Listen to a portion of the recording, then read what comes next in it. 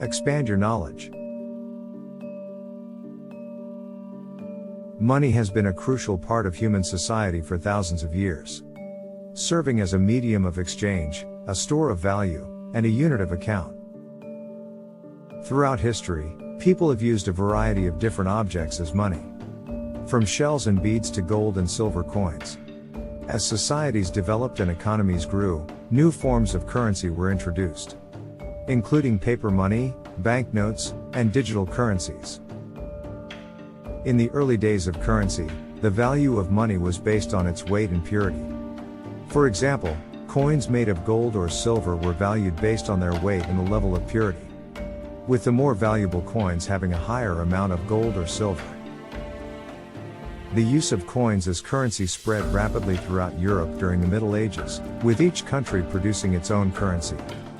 This led to difficulties in trade and commerce, as merchants had to constantly exchange currencies when crossing borders. The introduction of international currencies, such as the Dutch guilder and the Spanish real, helped to facilitate trade across borders. The Industrial Revolution in the 18th and 19th centuries led to significant changes in the way money was used and valued. New forms of currency, such as banknotes and paper money, were introduced, and the use of gold as a standard for currency became widespread.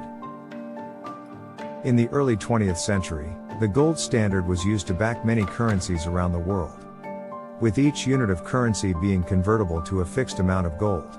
However, this system was abandoned during World War I due to economic instability and the need for governments to print more money to fund the war effort.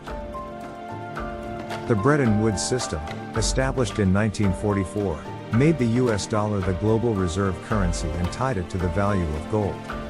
However, this system was abandoned in the 1970s due to economic pressures and the US government's decision to suspend the convertibility of dollars into gold. In recent years, the rise of digital currencies like Bitcoin has led to significant changes in the way money is used and valued. These currencies operate on decentralized networks and use encryption techniques to secure transactions and control the creation of new units of currency. Some of the earliest forms of currency were not physical objects, but rather systems of credit and debt. For example, in ancient Sumeria, merchants would keep track of transactions using clay tablets, and debts would be settled periodically with physical goods. During the medieval period, some rulers attempted to control the value of their currency by regulating the amount of precious metals used in coins. For example, in England, King Henry VIII lowered the amount of silver in coins to increase the number of coins in circulation. But this led to inflation and economic instability. The introduction of paper money in China was a significant milestone in the history of money, as it allowed for the creation of a standardized currency that was easy to transport and use.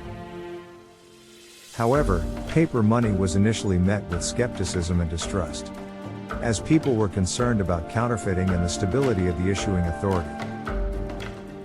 In the early days of paper money, some issuers used intricate designs and features to deter counterfeiting.